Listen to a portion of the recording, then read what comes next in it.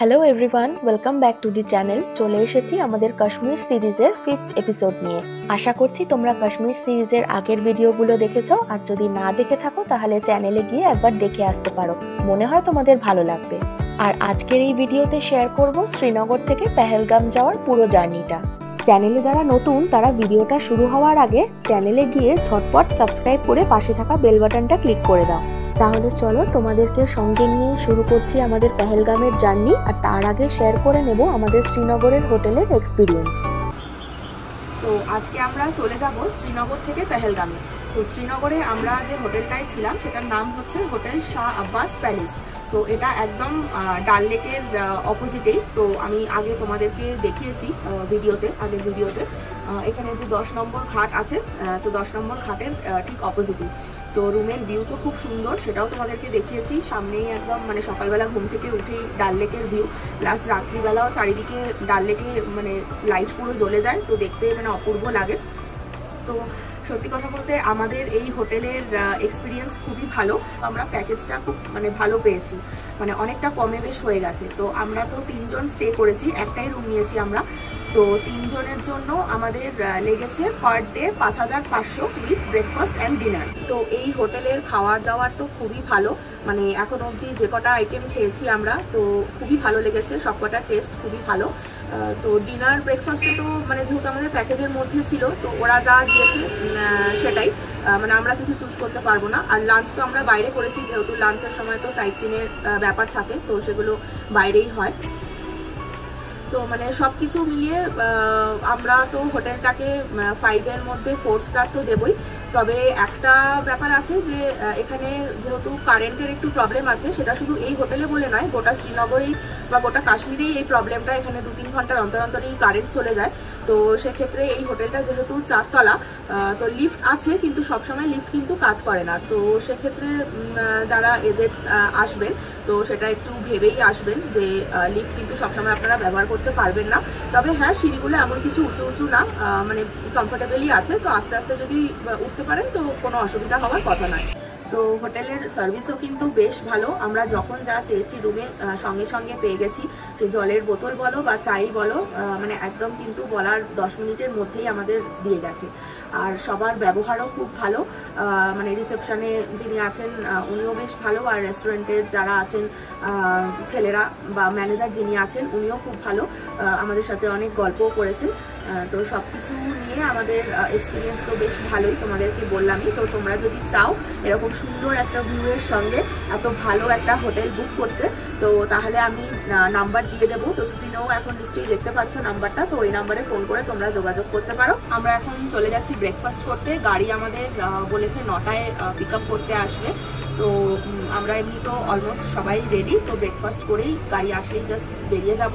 তো শ্রীনগরে থাকা আজকের মতন এখানেই শেষ হচ্ছে।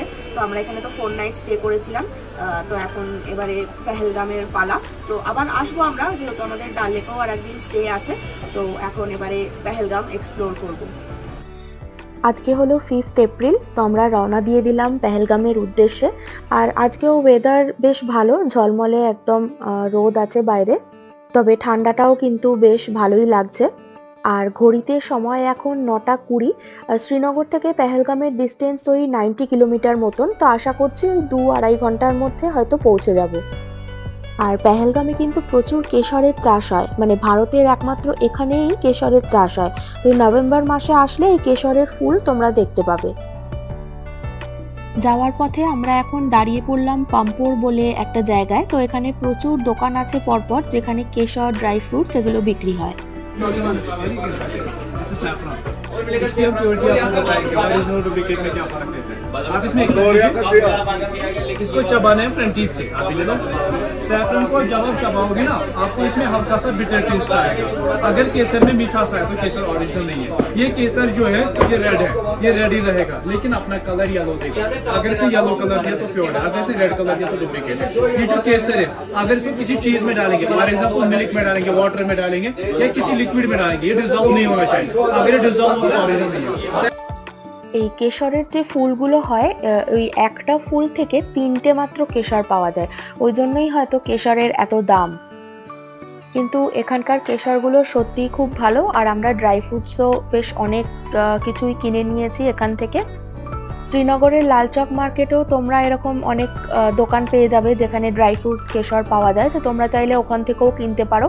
আমাদের তো লালচক আর যাওয়া হয়নি, তো আমরা ওই জন্য এখান থেকেই নিয়ে নিয়েছি সবকিছু। আর তোমরা যদি নিজেদের সঙ্গে জিনিসগুলো ক্যারি করতে না চাও, ওরা কিন্তু তোমাদের বাড়ির অ্যাড্রেসেও ওগুলো ডেলিভার করিয়ে দেবে। আর আমরা এখন ক্রস করছি একটা টোল ট্যাক্স। তো এখন যেখান দিয়ে যাচ্ছি এটা একটা লোকাল ভিলেজ মতন। আর এখানে দেখো এই কাশ্মীরি রুটিগুলো পাওয়া যাচ্ছে, তাছাড়া আরও নানা রকম অনেক দোকান রয়েছে। আর তোমরা তো আমার আগের ব্লগগুলোতে দেখেইছো যে আমরা সাব্বির ভাইয়ার সাথেই ঘুরছি পুরো ট্রিপটা। তো এই হচ্ছে আমাদের সাব্বির ভাইয়া।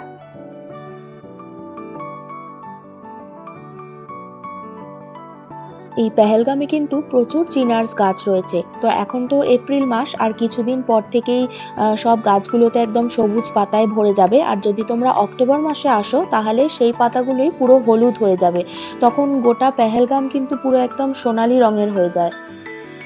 আমিও অনেক ভিডিওতে দেখেছি সেই হলুদ রঙের পাতাগুলো হয়ে থাকে, কিছু কিছু মাটিতে ঝরে পড়ে থাকে, দারুণ লাগে দেখতে।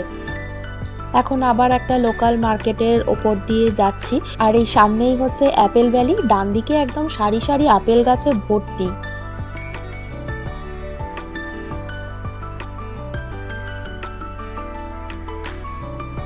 চলে এলাম একটা অ্যাপেল গার্ডেনে, আর এই জায়গাটার নাম হচ্ছে হুটমুড়া। তো এখন তো অ্যাপেলের সময় নয়, তো এগুলো দেখো ওরা সাজিয়ে রেখেছে কি সুন্দর।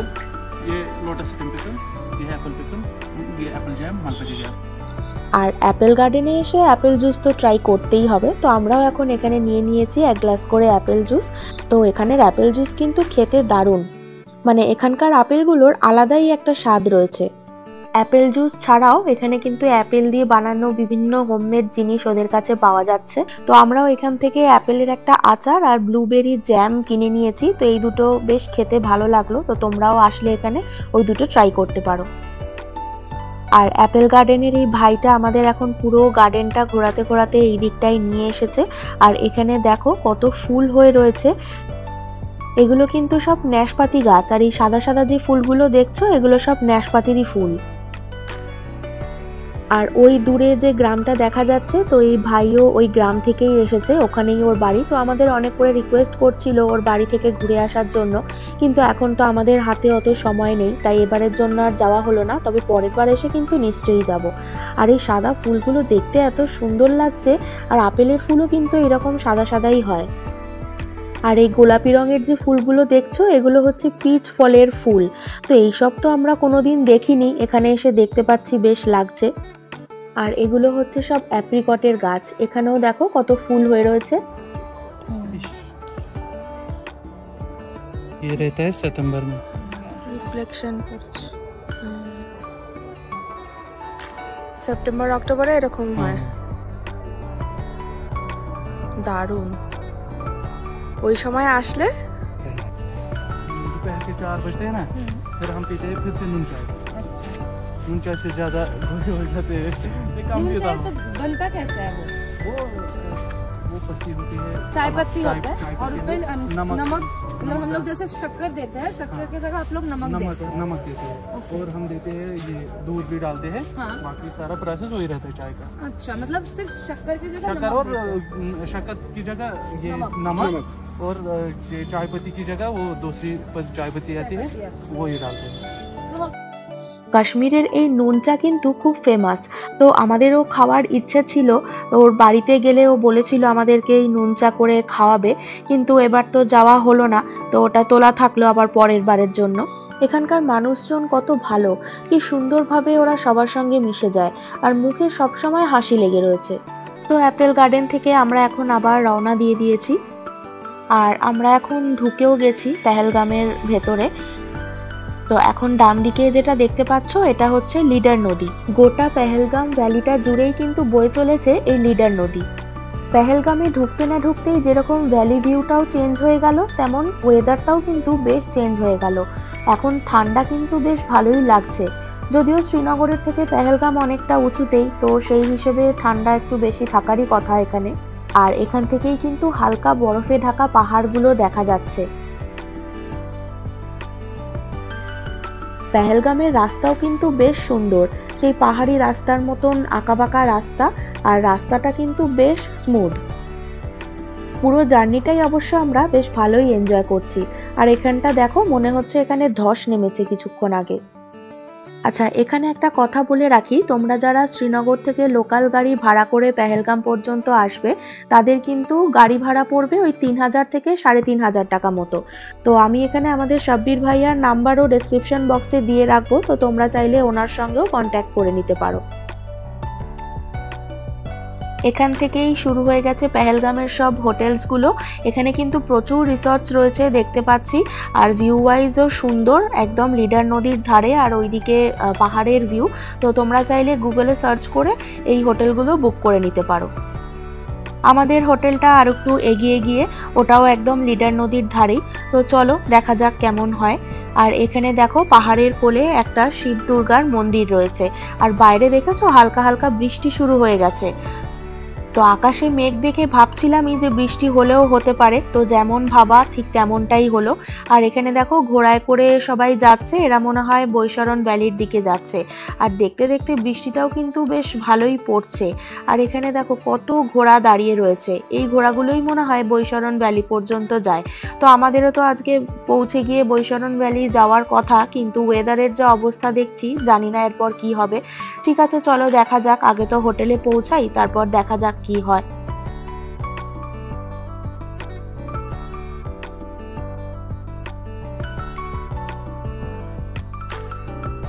আমরা পৌঁছে গেছি আমাদের হোটেলে। আমাদের পেহেলগামের এই হোটেলের নাম হচ্ছে হোয়াইট হাউস। তো চলো এখন রিসেপশনের দিকে যাওয়া যাক, রুমে ঢুকতে হবে, বাইরে কিন্তু এখনো বৃষ্টি পড়ে যাচ্ছে। তো আমরা কিন্তু পৌঁছে গেছি পেহেলগামে। তো এসে আগে চেক ইন করে নিয়েছি। বাইরে ঠান্ডা মারাত্মক, মানে হাড় কাঁপিয়ে দিচ্ছে পুরো। তো এই হচ্ছে আমাদের রুম। এখানে আছে বেড, আমাদের ট্রিপল শেয়ারিং, দুদিকে দুটো সাইড টেবিল আছে। এখানে ইলেকট্রিক ব্ল্যাঙ্কেট অন করে দিয়ে গেছে। এখানে রয়েছে একটা সুন্দর মিরর, এখানে ডাস্টবিন রয়েছে, এটা লাগেজ রাখার জায়গা। হ্যাঁ ঠিক আছে, ওটা স্টোর রুম টাইপ অফ। পুরো রুমটা কাঠের। এখানে রুম হিটার রয়েছে। এখানে একটা ছোট্ট টিভি আছে, যদিও এখানে টিভি দেখার কোনো মানে হয় না, কারণ সঙ্গে রয়েছে এরকম সুন্দর একটা ভিউ। এখানে একটা সিটিং এরিয়া মতন করা, দুটো সোফা, একটা সেন্টার টেবিল। এখানে বসে এরকম সুন্দর একটা ভিউ দেখা যাবে। সামনেই বয়ে যাচ্ছে লিডার নদী, দারুণ। আর এদিকে হচ্ছে ওয়াশরুমটা, চলো দেখা যাক ওয়াশরুমটা কিরকম। ওয়াশরুমটাও দারুণ। এদিকে রয়েছে বেসিন, এখানে প্যান, এদিকে হচ্ছে শাওয়ার এরিয়া, বেশ সুন্দর, একদম পরিষ্কার পরিচ্ছন্ন। এবার মেন অ্যাট্রাকশনটা দেখিয়ে দিই একটু। সঙ্গে রয়েছে এরকম একটা ব্যালকনি, এখানে এরকম সিটিং অ্যারেঞ্জমেন্ট করা, আর এখান থেকে ভিউটা হচ্ছে এরকম। ওদিকে স্নোকেপ মাউন্টেনগুলো দেখা যাচ্ছে।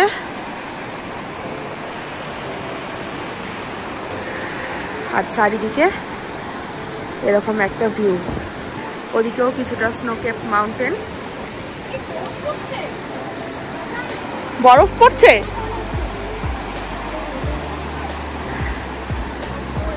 তো অলরেডি স্নোফল শুরু হয়ে গেছে, খুব হালকা হালকা হচ্ছে, তুলোর মতো না হলেও কিন্তু এগুলো বরফ। এই দেখো আমার জ্যাকেটের মধ্যে পড়েছে, বুঝতে পারছো নিশ্চয়ই। আরে মজা আ গয়া, বরফ পড়ছে, এই দেখো জ্যাকেটের মধ্যে বরফ। দারুণ দারুণ মজা পেয়ে গেছি, মানে এখানে বসেই পুরো সময় কেটে যাবে, আর কোথাও যেতে হবে না। মেঘ ডাকছে, বাইরে এখনো ঝমঝমিয়ে বৃষ্টি পড়ছে, একটু আগে তো বরফও পড়লো। আমরা ওটাকে স্নোফল ভেবে মজা পেলেও ওটা অ্যাকচুয়ালি হেলস্টর্ম। তো আজকে আর মনে হচ্ছে না কোথাও বেরোনো যাবে বলে। আসার পথে তো লাঞ্চ সেইভাবে কিছু করা হয়নি, তো এখন একটু ম্যাগি অর্ডার করে দিয়েছি, সঙ্গে রয়েছে একটু পকোড়া আর কফি। বৃষ্টিটা এখন একদম কমে গেছে আর হালকা হালকা রোদও পড়েছে পাহাড়ের ওপর। তো আজকে তো আর কোথাও বেরোনোর মানে হয় না, কারণ অলমোস্ট এখন 4:30 বাজে। আজকে এখানে বসেই সময় কাটিয়ে দেবো। এখন একটু নিচে নেমে আসলাম, চলো তোমাদেরকে একটু প্রপার্টিটা ঘুরে দেখাই। তো ওইদিকেও একটা বিল্ডিং রয়েছে, ওখানেও কিন্তু অনেক রুমস রয়েছে ওদের। আর এই ডান দিকেই বয়ে যাচ্ছে লিডার নদী। আর ওই দূরে বরফে ঢাকা পাহাড়, আর সূর্যের আলোটা পড়ে রংটা দেখেছো, একদম পুরো গোল্ডেন পাহাড় হয়ে গেছে। এখানে বসে এই চারিদিকের ভিউ দেখে আর লিডার নদীর আওয়াজ শুনেই কিন্তু সময় একদম কেটে যাবে। মানে চারিদিকটা কি অপূর্ব যে লাগছে, মানে ক্যামেরায় কতটা ক্যাপচার হচ্ছে আমি জানি না। আর ওই দিকের ভিউটা দেখো, সানসেট হচ্ছে আর মানে দারুণ লাগছে, দারুণ।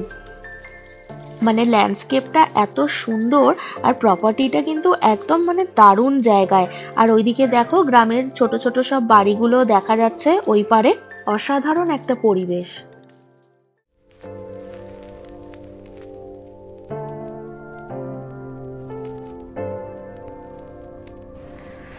বাইরে এখন 1 ডিগ্রি টেম্পারেচার, তার মধ্যে আমরা রুমে বসে এখন খাচ্ছি কাওয়াতি। এখানে দিয়েছে অনিয়ন পকোড়া আর চিকেন পকোড়া। এখান থেকে বাইরের ভিউ তো এখন সেরকম কিছু দেখা যাচ্ছে না। দেখি একটু বাইরেটা বেরিয়ে, প্রচন্ড ঠান্ডা।